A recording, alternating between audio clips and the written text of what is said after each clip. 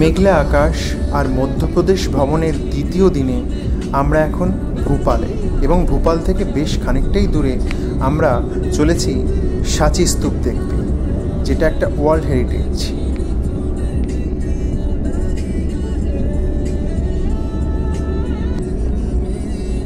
ভীমবেটকার ভোজেশ্বর মন্দির কাছাকাছি পড়ে, আর ভীমবেটকার ঠিক একদম অপোজিট ডিস্টেন্সে হচ্ছে এই সাঁচি স্তূপ। সেখান থেকে মানে ভীমবেটকা থেকে সাঁচি স্তূপ দূরত্ব প্রায় 95 কিলোমিটার, মানে অনেকটাই। আমাদের সময় লেগে গেল প্রায় 1.5 ঘন্টার ওপর।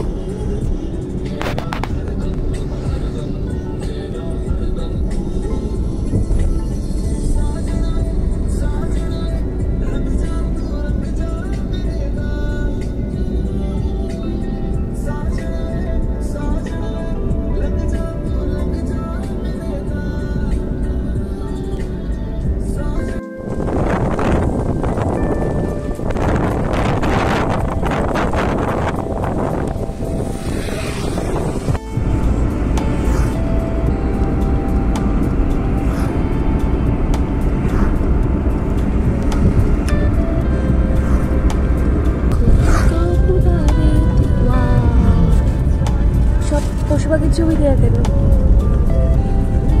ছবি নেব।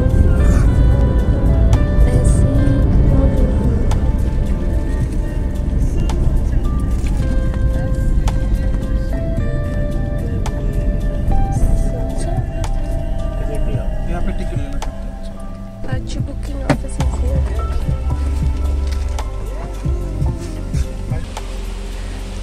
এখন আমরা চলে এসেছি সাঁচিতে। সাঁচির এটা হচ্ছে বুকিং অফিস, টিকিট ঘর। এই যে ইতিহাস খ্যাত বিখ্যাত সাঁচি, যেখানে সম্রাট অশোক বুদ্ধ ধর্ম যে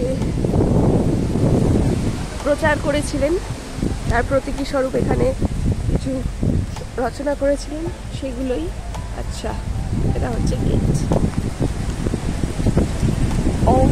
অসম্ভব হাওয়া দিচ্ছে, গাছপালাগুলো দেখলেই তোমরা বুঝতে পারবে বিভৎস। এখানে যে পাগলা হাওয়ার দেশ বলা চলে যেতে পারে। আমি তো ভাবতেই পারছি না যে এত হাওয়া দেয়। বাবারে, এই দেখো গাছগুলো দেখো, আর হাওয়া দেখো, দেখো দেখো গাছ দেখলে বুঝতে পারবে হাওয়া হচ্ছে কি রেটে। রোদ আছে, এরম নয় যে রোদ নেই, কিন্তু কি সুন্দর হাওয়া হচ্ছে। আচ্ছা, এই হচ্ছে সাঁচি মিউজিয়াম। মিউজিয়ামে আমরা পরে ঢুকবো, আমরা গেট দিয়ে আগে সাঁচির দিকে যাব।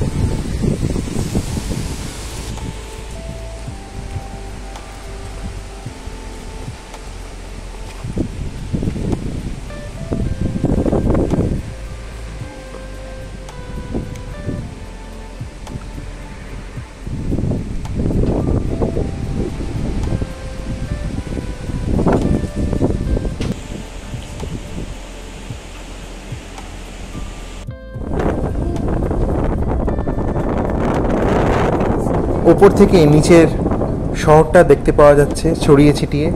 সাঁচি স্তূপা সি লেভেল থেকে 54 ফিট ওপরে। আর এইখানে পাহাড়গুলো, পাহাড়ের সমস্ত পাথরগুলো এমনভাবে থাক থাক হয়ে রয়েছে যেন সিঁড়ি, বসার বেদি হয়ে গেছে, সিঁড়ির মতো হয়ে গেছে। আর তার মধ্যেই গাছগুলো হয়েছে, কত যুগ পুরনো গাছ। তো এই রাস্তা দিয়ে আমরা এগিয়ে যাই, আমাদের ইতিহাস বিখ্যাত, তাই তো। অনলাইনে টিকিট কেটেছে, এখানে টিকিট 35 টাকা করে, অনলাইনে কাটলে 35 টাকা করে। আচ্ছা, আর অফলাইনে কাটলে 40 টাকা করে। আচ্ছা, মানে 80 হতো অফলাইনে, অনলাইনে হয়ে গেছে কি, অনলাইনে হয়ে গেছে 70।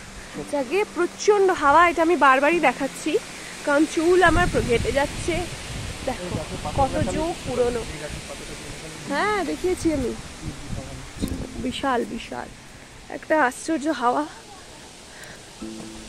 অনেকটা যাত্রা করে আমরা এখানে এসেছি। আমরা ভীমবেটকা থেকে মোটামুটি 2 ঘন্টা লেগে গেছে তো বাবু।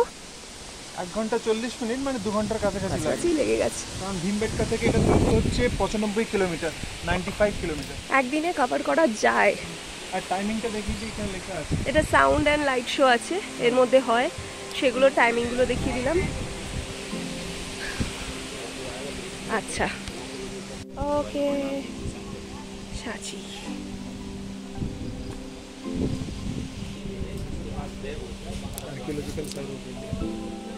আমরা এখন পবিত্র সাঁচিতে। সাঁচি ভারতের মধ্যপ্রদেশের রায়সেন জেলার একটি ছোট শহরে। এটি তার প্রাচীন বৌদ্ধ স্থানের জন্য বিখ্যাত, যা মধ্যপ্রদেশের ইউনেস্কোর বিশ্ব ঐতিহ্যবাহী স্থান। সাঁচি স্তূপার মধ্যে কি কি জায়গা রয়েছে সেইগুলো এখানে লিস্ট ডাউন করা আছে। ইউনেস্কো ওয়ার্ল্ড হেরিটেজ 1989 সালে সাঁচিকে ওয়ার্ল্ড হেরিটেজে সম্মান প্রদত্ত করে। এটি একটি জনপ্রিয় পর্যটন কেন্দ্র। সাঁচি মধ্যপ্রদেশের রাজধানী ভোপাল থেকে প্রায় 50 কিলোমিটার উত্তর পূর্বে অবস্থিত।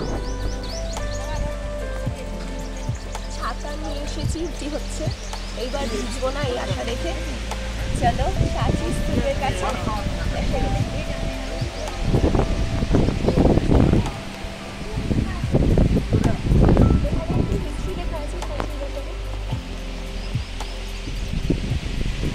তিনটে ভাষায় লেখা আছে, একটা হিন্দি, একটা উড়িষ্যার মনে হয়, আর একটা ইংলিশ।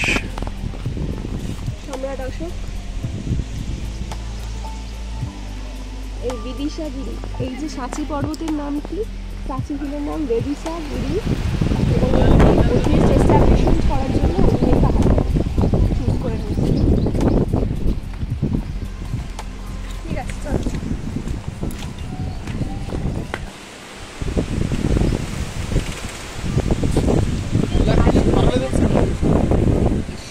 গলফ কোর্সে যেরকম ঘাস থাকে ওই রকম গাছগুলো কি সুন্দর কাটা, একদম সুন্দর। মেইনটেনেন্স অসাধারণ।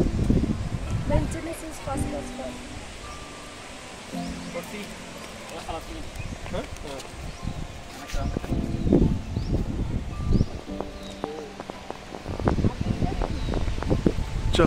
সাঁচিতে বৌদ্ধ স্মৃতিস্তম্ভ স্থাপনের সম্ভাব্য কারণ বিদিশা শহর। প্রাচীন পূর্ব মালবার এই পূর্ব রাজধানী ছিল মধ্য ভারতের জনবহুল এবং সমৃদ্ধ শহর। মহান মৌর্য সম্রাট অশোকের বিদিশা এবং তার আশেপাশের অঞ্চলে আগ্রহ ছিল, কারণ তার স্ত্রী দেবী বিদিশার বাসিন্দা ছিলেন। এই সত্যের পাশাপাশি সাঁচি পাহাড়ের চূড়াটি ধ্যান এবং অন্যান্য আধ্যাত্মিক কার্যকলাপের জন্য উপযুক্ত পরিবেশ সহ একটি মঠ প্রতিষ্ঠার জন্য আদর্শ স্থান ছিল। সাঁচি স্তূপ, ভিতরে প্রবেশ করব। খুবই নিট অ্যান্ড ক্লিন। উঁচু নিচু পাহাড়, বিদিশা পাহাড়, প্রচণ্ড নিট অ্যান্ড ক্লিনভাবে রাখা হয়েছে। একটা ধুলোবালিও এখানে এন্টারটেন করা হয় না। আমরা স্তূপটার ভিতরে প্রবেশ করতে চলেছি। কতজন রিলেট করতে পারছো? এসে গেছে আমার ক্যামেরার মধ্যে, শুধু ভিডিওতে আসবে বলে। কতজন হিস্ট্রি বুকের দেওয়া ছবির সাথে রিলেট করতে পারছো? সবাই অবভিয়াসলি। এই সেই বিখ্যাত গেট।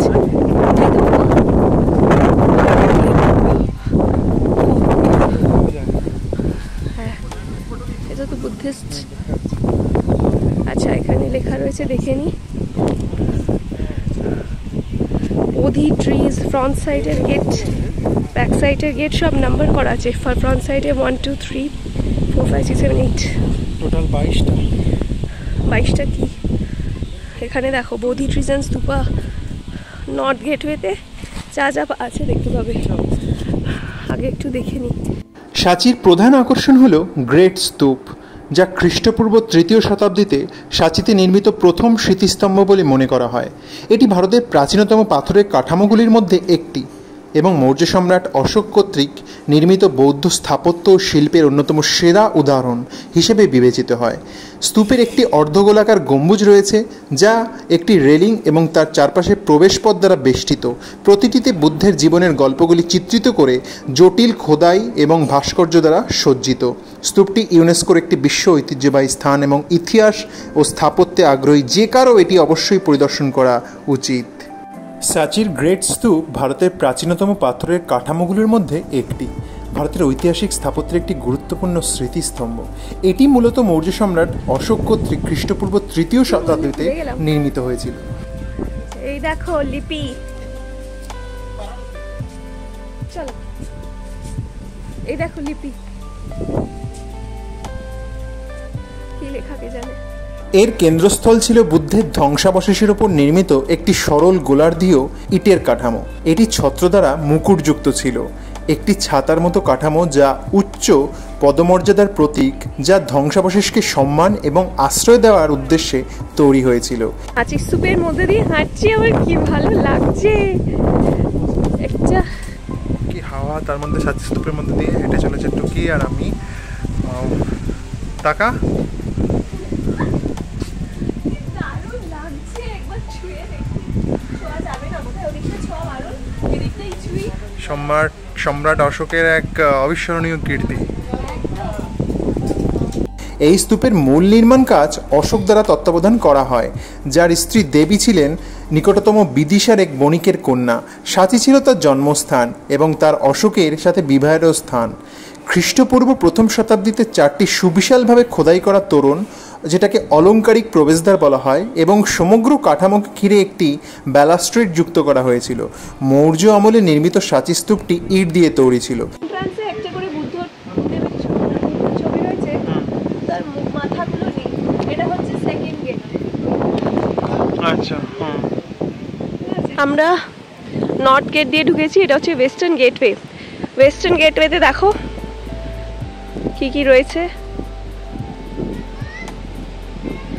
যে ছবিগুলো ড্র, এখানে 1, 2 করে নাম্বারিং করা আছে, আর এখানে 1, 2 করে যে নাম্বারিং করা আছে, সেখানে অ্যাকচুয়ালি কি বলছে যে ওই পার্টিকুলার নাম্বারে কি রয়েছে, যে ছবিটা আঁকা রয়েছে তার ডেসক্রিপশন দেওয়া। যেমন ওখানে 7 দেয়া, এখানে রয়েছে রুলার্স অফ ভেরিয়াস রিজিয়ন্স আর carrying the ashes of Buddha, সেই ছবিটা ওইখানে দেওয়া। তো একবার দেখা যাক। আর এটা হচ্ছে ব্যাক সাইড, মানে আমরা গেটটার ফ্রন্ট সাইডও দেখছি, ব্যাক সাইডও দেখছি, ঠিক আছে। আচ্ছা, এখন ফ্রন্টে দাঁড়িয়েছি, তো ফ্রন্টের কিছু দেখা যাক। এই 3 নম্বরে কি আছে? 3 নম্বরে বলেছে যে সিন ফ্রম দ্য ছদন্তা জাতকা। একটু ছদন্তা জাতকা কি জানি না, আচ্ছা অন্য কিছু দেখি। নাম্বার 1-এ কি দেওয়া আছে? বোধি ট্রি অ্যান্ড স্টুপার্স অফ মানসী বুদ্ধাস, ঠিক আছে। তো 1 নম্বরে সেই ছবিটা দেওয়া আছে। চলো একদম উপরে চলে যাই। এই হচ্ছে আমাদের ওয়েস্টার্ন গেট। ওয়েস্টার্ন গেটের একদম টপ মোস্ট, এটা হচ্ছে ফ্রন্টের, ওটা হচ্ছে 1 নম্বর। ওই 1 নম্বরে যে ছবিগুলো রয়েছে, ওই ছবিতে কি রয়েছে? বোধি ট্রি ছবি দেওয়া রয়েছে। মানসী স্তূপ যেগুলো হয়, ছোট ছোট স্তূপ, সেগুলো ছবি দেওয়া রয়েছে। এইভাবে সমস্ত ছবির ডিটেইলসগুলো বলা রয়েছে। পরের গেটে যাচ্ছি। আমাদের ওয়েস্টার্ন গেট এইটা হয়ে গেছে, নর্দার্ন গেট হয়েছে। এখন আমরা বাইরে থেকে এর পরের গেটে যাই, সেখানে কোথায় কি দেওয়া রয়েছে সেগুলো দেখবো, তারপর এন্ট্রি, ভিতরে ঢুকবো। চলে এসেছি সাউথ গেটে, কোথায় কি রয়েছে। সাঁচির গ্রেট স্তূপের সাউথ গেট বা দক্ষিণ গেট বা তোরানা 4টি প্রবেশপথের মধ্যে একটি, যা স্তূপের প্রধান প্রবেশদ্বারকে চিহ্নিত করে। এটিকে প্রাচীনতম এবং প্রধান প্রবেশদ্বার হিসেবে বিবেচনা করা হয় এবং এটি বৌদ্ধ শিল্পের একটি উল্লেখযোগ্য উদাহরণ। এই গেটটি ভগবান বুদ্ধ ও অশোকের জীবনের দৃশ্য, সেই সাথে অন্যান্য বৌদ্ধ পৌরাণিক চিত্রকল্পের জটিল খোদাই দিয়ে সজ্জিত। নর্দার্ন গেটে যে 3 নম্বর লাইন, জাস্ট আমাদের অশোক স্তম্ভের উপরে যে লাইন, ওখানে কিছু ছবি দেখা যাচ্ছে। এই ছবিগুলোতে কিছু ডোয়ার্ফসকে দেখানো হয়েছে যারা মালা নিয়ে দাঁড়িয়ে রয়েছে। তো এরকম সমস্ত ডিটেলিংস সব এই গেটের সামনে পেছনে করে দেওয়া রয়েছে। আর কোন রোতে কি ছবি, সেগুলো সবকটা এই ইন্ডেক্সে। ওয়েস্টার্ন গেট দিয়ে এন্ট্রি নিতেই আবার একটা বুদ্ধ মূর্তি। আমি বুঝতে পারছি না কেন প্রত্যেকটা বুদ্ধ মূর্তির মাথা নেই। এটা কি কোনো সিম্বলিজম, নাকি এটা সময় ব্যবধানে ভেঙে গেছে? ভেঙে তো গেছে বুঝতে পারছি, কিন্তু সবকটার একাধারে মাথা ভেঙে যাওয়ার মানে প্রশান্তি এবং আধ্যাত্মিকতায় পরিপূর্ণ সাঁচি হল সবুজ পাহাড়ে ঘেরা পাথরের অট্টালিকার এক ভাণ্ডার, বৌদ্ধ সার্কিটের এক বিশিষ্ট স্থান। সাঁচিতে স্তূপ থেকে শুরু করে অশোক স্তম্ভ পর্যন্ত বৌদ্ধ স্মৃতিস্তম্ভের সমৃদ্ধ উত্তরাধিকার রয়েছে। অসংখ্য ভবনের মধ্য দিয়ে হেঁটে হেঁটে কেউ সেই সময়ের কথা ভুলে যেতে পারে না, যখন গেরুয়া পোশাকধারী বৌদ্ধ ভিক্ষুরা সাঁচিতে ভিড় জমাতেন, সম্ভবত বুদ্ধম শরণম গচ্ছামি ধ্বনি দিতেন।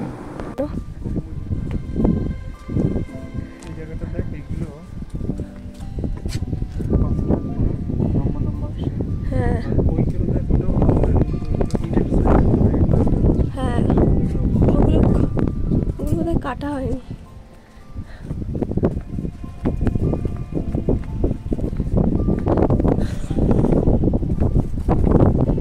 পুরো এরকম রাউন্ড ভাবে রয়েছে। এখানে গেট, চারদিকে শুধু গেট রয়েছে, eastern gate, western gate, northern gate, southern gate. আর গেটের মধ্যে তৎকালীন যে এই বৌদ্ধ ধর্ম সম্বন্ধীয় যা যা ছিল সেই সব কিছুর ছবি খনন করা রয়েছে, তাই না? এটা ইস্টার্ন গেট। এতক্ষণ আমরা southern gate, northern gate, western gate দেখেছি, এটা ইস্টার্ন গেট। ছবিগুলো আলাদা হয়ে যাচ্ছে। আচ্ছা,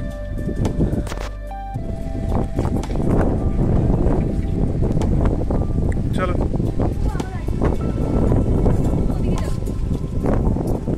সাঁচি স্তূপের উপর থেকে আউটসাইডের বাইরের ভিউ।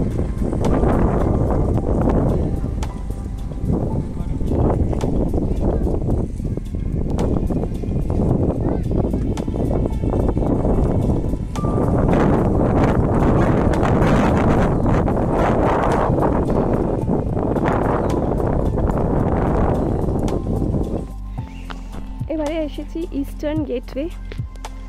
সেখানেও একটা ইন্ডেক্স দেওয়া রয়েছে, গেটটা তোমাদের দেখাবো। পূর্ব প্রবেশদ্বারটি বুদ্ধের জীবন এবং তার পূর্ববর্তী অবতারদের গল্প বলে, যা জাতক নামেও পরিচিত। খোদাই করা প্রতীকতত্ত্ব এবং রূপক চিত্রিত করে, যা তীর্থযাত্রী এবং দর্শনার্থীদের বিচ্ছিন্নতা, নীতি এবং জ্ঞানার্জনের গভীর শিক্ষা দিয়ে নির্দেশ এবং অনুপ্রাণিত করার জন্য ডিজাইন করা হয়েছে। পূর্ব প্রবেশপথের উপরে স্থাপত্যে ভবিষ্যৎ বুদ্ধ রাজপুত্র সিদ্ধার্থ তার পিতার প্রাসাদ থেকে প্রস্থানের চিত্র তুলে ধরা হয়েছে। তবুও বুদ্ধের একটিও মূর্তি মানবরূপ চিত্রিত করা হয়নি, পরিবর্তে সিংহাসন, পদচিহ্ন বা বোধিবৃক্ষের মতো উপস্থাপনার মাধ্যমে উপস্থিতির প্রতীকী চিত্র তুলে ধরা হয়েছিল। ইস্টার্ন গেট মানে এই গেটটার সামনের বুদ্ধ মূর্তি সুন্দরভাবে অনেকটাই সুরক্ষিত। বাকি তিনটে দরজার সামনে যে মূর্তিগুলো ছিল তাদের মাথাটা হাতি। ওখানে কি ছিল? চারদিকে চারটে। ওখানে মানে এর আগে দেখেছিলাম না সাদার্ন গেট, সাদার্ন গেটে চারদিকে চারটে সিংহ ছিল, এখানে হাতি। ঠিক আছে, গেট থেকে বাইরে বেরোলেই অসংখ্য গম্বুজাকৃতি এরকম জায়গা রয়েছে। সাঁচির গ্রেট স্তূপের চারপাশে ছোট ছোট পূজার স্তূপ ছড়িয়ে ছিটিয়ে আছে, যেটি সুন্দরভাবে সাজানো লন দিয়ে ঘেরা। পাথরের তৈরি ছোট স্তূপগুলির আকার ভিন্ন, বড়গুলি বর্গাকার প্ল্যাটফর্মের ওপর অবস্থিত থাকলেও ছোটগুলি কেবল গোলাকার। আর এগুলির নাম হলো ভোটিভ স্তূপ। স্তূপ ভর্তি, মাঝখানে সব থেকে বড় সাঁচি স্তূপ।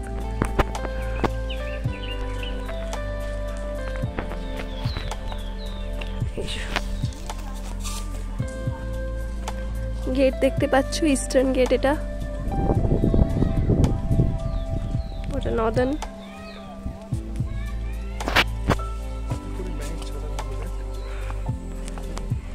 ইয়েস, এটা কি স্তম্ভ? Pillar 25 of the 2nd century, octagon। এই যে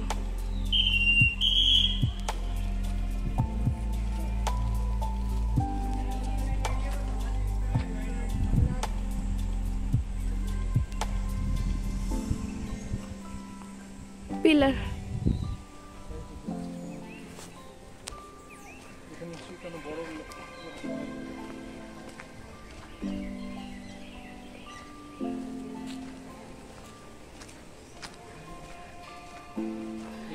এইটা হচ্ছে মন্দির, টেম্পল নাম্বার 31 লেখা।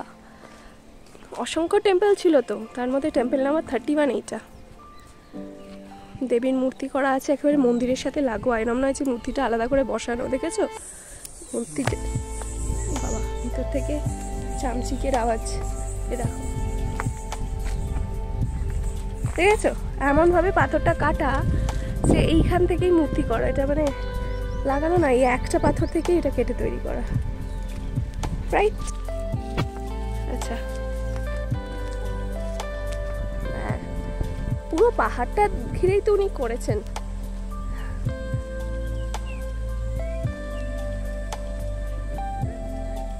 হ্যাঁ, এটাই তো মেন সাঁচি স্তূপ, যেটা আমরা ঘুরলাম, ঘুরে ঘুরে দেখলাম। আর এইখানে ওই সাঁচি স্তূপের মতনই একটা ছোট দেখতে পাচ্ছি, হ্যাঁ, এখানেও ওরকম ভাবেই গেট করা আছে। এটা স্তূপ 3 হিন্দিতে, এটা স্তূপ 3, যেটা মেন স্তূপ মানে স্তূপ নাম্বার 1 সেটার অনুকরণেই বানানো বা অনুরূপেই বানানো, কিন্তু একটু ছোট, একই ব্যাপার। সিঁড়ি দিয়ে ওঠা, এর গেট একটাই দেখছি, সিঁড়িটা ছোট।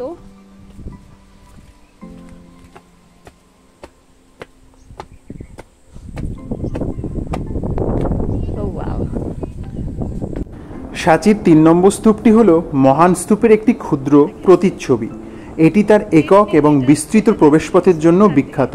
2য় শতাব্দীতে নির্মিত এই স্তূপে একসময় ভগবান বুদ্ধের 2 গুরুত্বপূর্ণ শিষ্য সারিপুত্ত এবং মোগল্লানের ধ্বংসাবশেষ ছিল।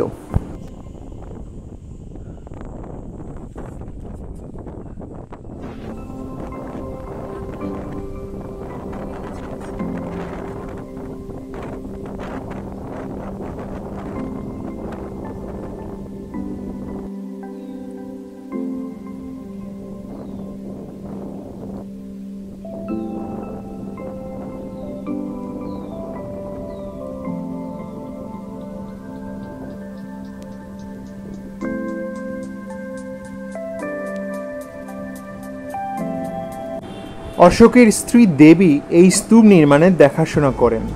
গৌতম বুদ্ধের দেহাবশেষের ওপর অর্ধগোলাকারে এই স্তূপ নির্মিত হয়েছে। স্তূপের ওপর একটি ছত্র এবং খ্রিস্টপূর্ব 1ম শতাব্দীতে স্তূপের চারপাশে সুন্দরভাবে অলঙ্কৃত তোরণ নির্মাণ করা হয়। স্তূপের নিকটে বেলেপাথর দ্বারা নির্মিত অশোক স্তম্ভ রয়েছে। এই স্তম্ভে ব্রাহ্মী ও শঙ্খলিপিতে খোদাই করা হয়েছে। অশোক বদন অনুসারে খ্রিস্টপূর্ব 2য় শতাব্দীতে পুষ্যমিত্র শুঙ্গের রাজনৈতিক উত্থানের সময় স্তূপটির অনেকাংশ বিনষ্ট করা হয়। পুষ্যমিত্র শুঙ্গের পুত্র অগ্নিমিত্র স্তূপটির পুনর্নির্মাণ করেন। পরবর্তীকালে পাথর দিয়ে স্তূপটির আয়তন দ্বিগুণ করা হয়। স্তূপের উপরিভাগকে চ্যাপ্টা করে 3টি ছত্র স্থাপন করা হয়। কথিত আছে যে সম্রাট অশোক একসময় একজন হিংস্র যোদ্ধা থেকে একজন দানশীল শাসকে রূপান্তরিত হয়েছিলেন। কথিত আছে যে কলিঙ্গের ভয়াবহ যুদ্ধের পর এই হৃদয়ের পরিবর্তন ঘটেছিল, যেখানে বহু মানুষের প্রাণহানি ঘটেছিল। বলা হয় এই বিশাল রক্তপাত সম্রাট অশোককে অপরাধবোধে ভরিয়ে দিয়েছিল, আর এই অভিজ্ঞতা সম্রাট অশোককে বদলে দেয় এবং তিনি বৌদ্ধ নিদর্শন রক্ষা ও বৌদ্ধ ধর্ম প্রচারের জন্য স্তূপ নির্মাণের নির্দেশ দেন। তিনি দৃঢ়ভাবে বিশ্বাস করতেন যে বৌদ্ধ ধর্মের দর্শনে বিশ্বের প্রয়োজনীয় ইতিবাচক রূপান্তরের সম্ভাবনা রয়েছে। শুঙ্গ রাজবংশ এই স্তূপের সম্প্রসারণে অবদান রেখেছিল। তাদের সময় বেশ কয়েকটি নতুন ভবন নির্মিত হয়েছিল এবং মহান স্তূপটি বালাস্ট্রেট, একটি সিঁড়ি এবং একটি হার্মিকা দিয়ে সজ্জিত করা হয়েছিল। অন্ধ্র সাতবাহনরা খ্রিস্টপূর্ব 1ম শতাব্দীতে স্তূপ নম্বর 1-এ বিস্তৃত প্রবেশপথ যুক্ত করেছিলেন।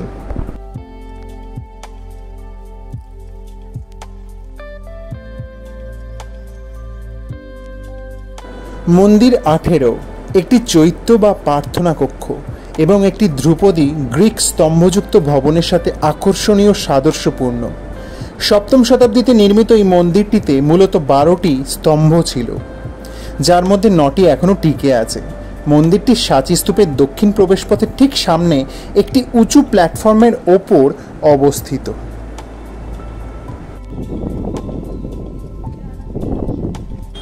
গুপ্ত যুগেও তাদের নিজস্ব শৈলীতে অনেক মন্দির এবং ভাস্কর্য নির্মাণ করা হয়েছিল। এই সময় মহান স্তূপের 4টি প্রবেশপথের সামনে ছাউনি, নিচে শান্তভাবে বসে থাকা ভগবান বুদ্ধের 4টি মূর্তি স্থাপন করা হয়। খ্রিস্টীয় 7ম থেকে দ্বাদশ শতাব্দীর মধ্যে সাঁচি ব্যাপকভাবে সমৃদ্ধ হয়েছিল।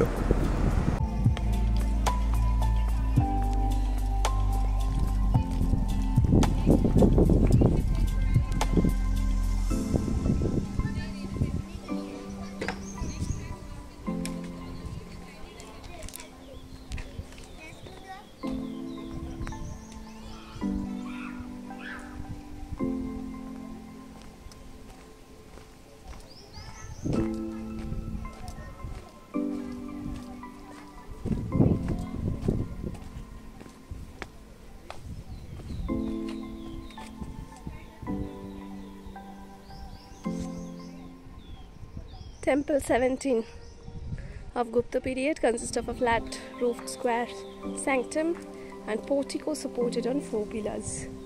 Wow! এটা হচ্ছে গুপ্ত সময়ের টেম্পল, যেটা সাঁচি স্তূপের মধ্যে অ্যাড হয়েছে, যেখানে 4টে পিলার দেখতে পাওয়া যাচ্ছে। এই যে মন্দির, আর উপরটা স্কোয়ার শেপেড।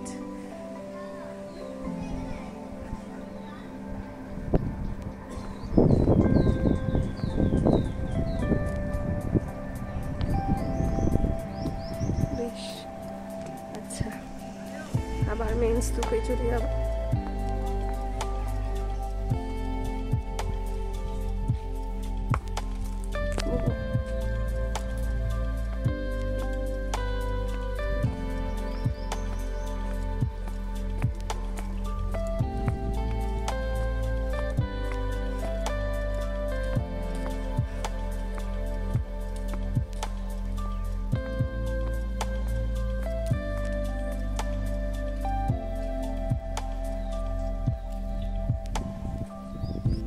সিঁড়ি দিয়ে উঠে কিছুটা উপরে উঠে বাগান গোছের, তাই না? না গেলে দেখি।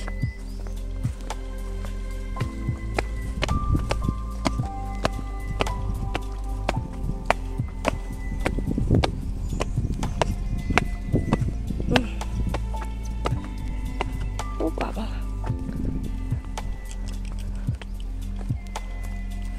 ওই পুরো এরিয়া জুড়ে ওরা শুধু ঘুরবে ফিরবে, ধর্ম চর্চা করবে।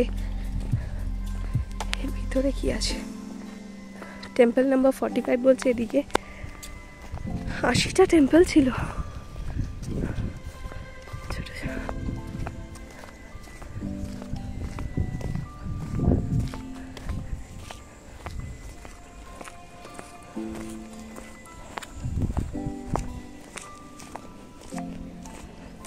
বাবা বাবা,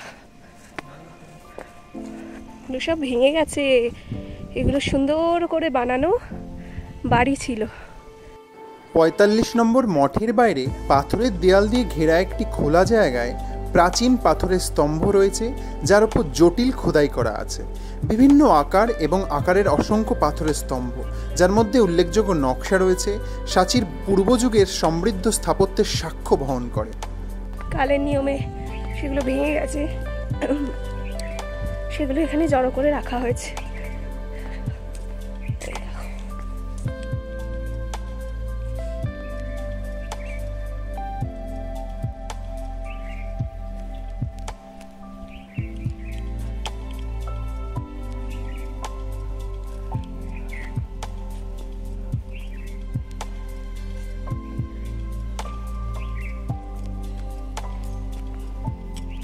বুদ্ধ আমলে মেনলি প্রাকৃত ভাষাটাই ব্যবহার করা হতো।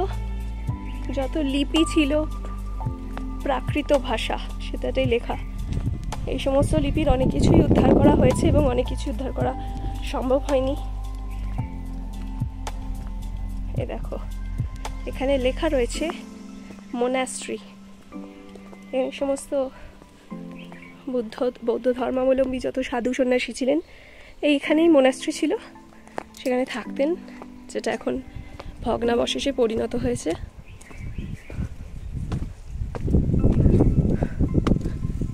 এই দেখো কি সুন্দর মোনাস্ট্রি এটা।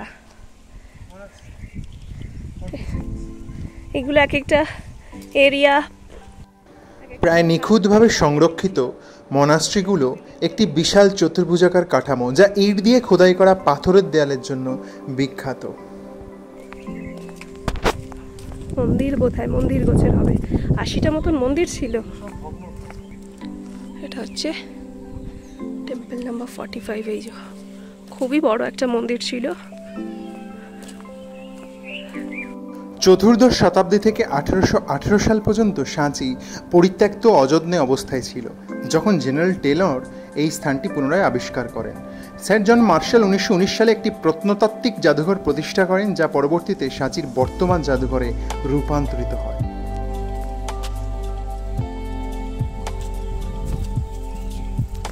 সব একটা পাহাড়ে খোদাই করে করে তৈরি করা, এরকম নয় যে আলাদাভাবে বানিয়ে এনে এখানে বসিয়েছে। এখানে আমাদের একটা বুদ্ধ মূর্তি আছে,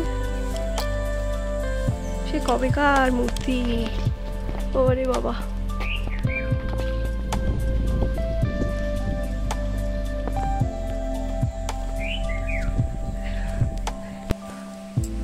এই monastery number 44।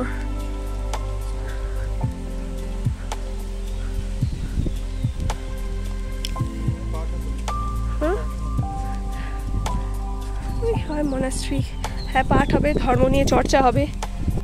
সাঁচি স্তূপাতে প্রবেশের সময় প্রত্যহ ভোর 4:30 থেকে সন্ধ্যে 4:30 অবধি, আর প্রবেশ মূল্য অনলাইনে 35 টাকা করে পার হেড আর অফলাইনে 40 টাকা করে পার হেড।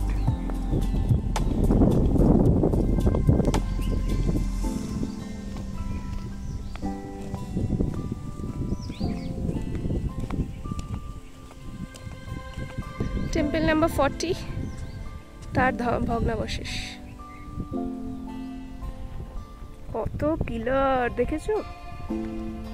কত শত সহস্র বছর আগের এইসব ঐতিহাসিক নিদর্শন চোখের সামনে না দেখলে কোনোভাবেই অনুভব করা যাবে না। তাই এই স্থানে বারে বারে আসুন, যারা আসেননি তারা একবার অন্তত ঘুরে যান।